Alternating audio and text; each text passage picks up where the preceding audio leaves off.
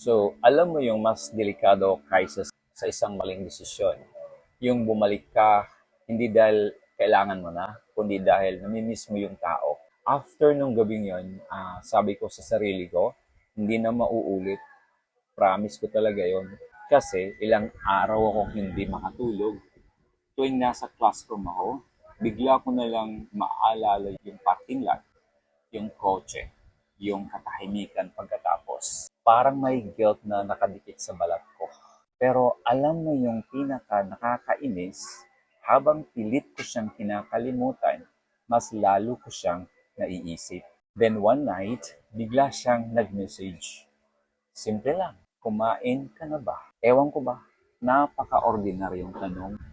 Pero nung time na yun, parang may taong unang beses ulit nag-check kung buhay pa ako. At doon nagsimula yung mas magulong part.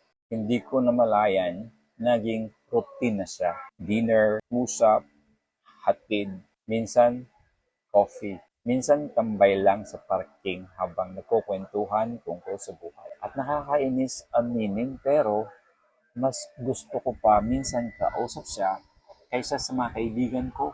Kasi sa kanya, hindi ko kailangan magpanggap. Hindi niya ako pinipilit, hindi rin siya sweet. Actually, minsan cold pa nga. Pero every time nakasama ko siya, parang humihinto yung ingay sa utak ko.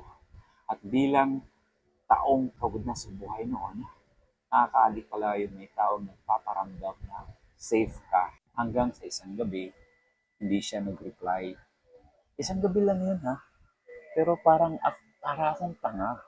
Panay tingin sa phone, panay refresh. Hindi makapag-focus sa klase. Doon ko na-realize, what the F? Hindi na pala ito tungkol sa pera. Na-attach na ako sa attention, sa presence niya, sa feeling na may taong laging nandyan. At doon ako natakot. Kasi paano ka lalayo sa taong naging pahinga mo? Pero syempre, hindi lahat ng comfort safe at hindi lahat ng taong nagpapasaya sa'yo panghabang buhay. Thanks for watching.